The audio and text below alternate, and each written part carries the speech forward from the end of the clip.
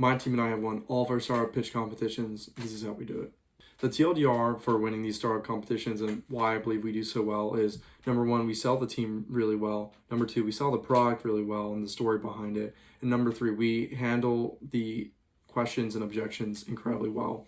So if you want to learn more, keep watching the video. With all that in mind, the pitch is still somewhat important. So I'm going to talk about that for a couple minutes and then I'll dive into the other points I mentioned.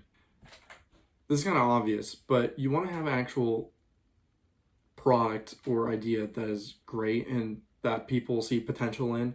And ideally too, if your product already exists, you want traction behind it, some sort of growth, like, oh, we landed this client, or we're actively signing on this client, we have a LOI, something that shows people actually do want this. There is a need or a demand for this product and idea. And if it's just an idea, that's okay. Just really sell the idea, I guess. And actually, more importantly, sell the data that's behind an idea. So for instance, when you're doing your story, whether it's like real or hypothetical, you want to showcase the problem and then show the real world data or the real world stats on this problem. Like, this problem exists, 78% people experience this, 12% people will experience this, and because of this, this happens, and our product or our idea comes in and helps with this specific problem. This is how we solve it. Next thing is, during the pitch, you really want to sell your team.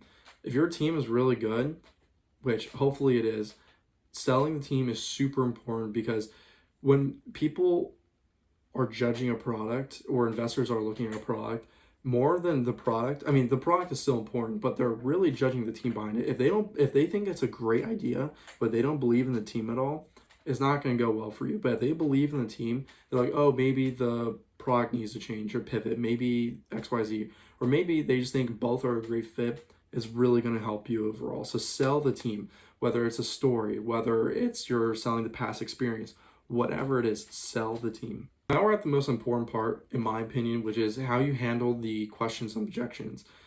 So you need to analyze your own product from someone else's point of view, right? Investor's point of view, someone who really doesn't like you. They're just a normal person who has no idea on a product. The ideal thing is you can actually get these people to go ask you questions. If that doesn't work, you can always go to ChatGPT and have it ask you questions, or you can just do it from experience. Really though, if you know your own product, you should be able to handle these questions anyways. Handling the questions is the most important part, because you can make your pitch look perfect and pretty. You can practice it nonstop, but that's a fixed variable. It's a constant. But when you go to the questions, you don't know what's going to happen. It's dynamic. And a lot of people fold in this situation, whether they don't know their data, whether they just respond poorly to the question, whether they even address the question at all, or they just look stupid. However it is, handling questions is easily the most important part. So I recommend getting practice doing it, like having people ask you, and pretend it's a real situation. Have ChatGPT ask you, just have like answers ready to general questions.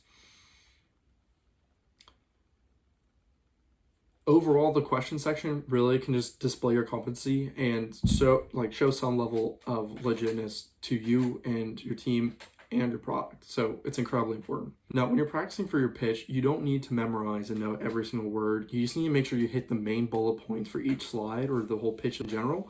And then you can just practice hitting those points. Because if you try to memorize every single word and make sure your tonality is perfect for every single word, and like just overall everything's perfect, it's going to come off really forced and it's going to seem very robotic or uncomfortable during the actual pitch. I see this all the time, or people like read off a paper and it doesn't look good. Make sure you hit the points, and I recommend practicing at least your whole pitch 20 times, at least, just hitting the points.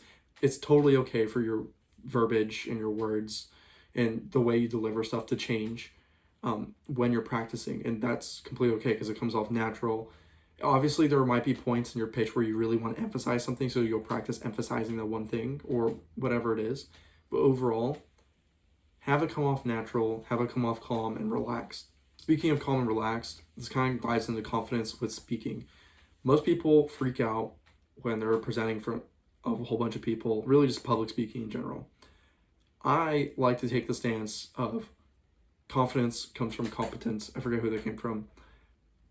But really, if you know what you're talking about, it shouldn't be that bad, because all you're doing is just talking about something that you've been working on and that you already have a really good idea on. So really, for the confidence category, if you've been rehearsing your points and making sure that basically you're rehearsing so many times to the point where you're getting bored, or like bored because you know it so well, or to the point where you just feel like you know it and you know what you're talking about, it shouldn't even be an issue. Something else I want to talk about with this whole rehearsal thing is, if you're doing it right, it should come off in a natural manner. They shouldn't sound forced or obnoxious or anything.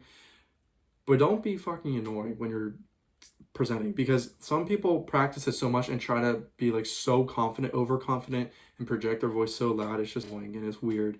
Don't be one of those people. Don't also be timid and don't say like all this stuff, because it detracts from what you're saying and your pitch overall. If you like this video, like, comment, subscribe.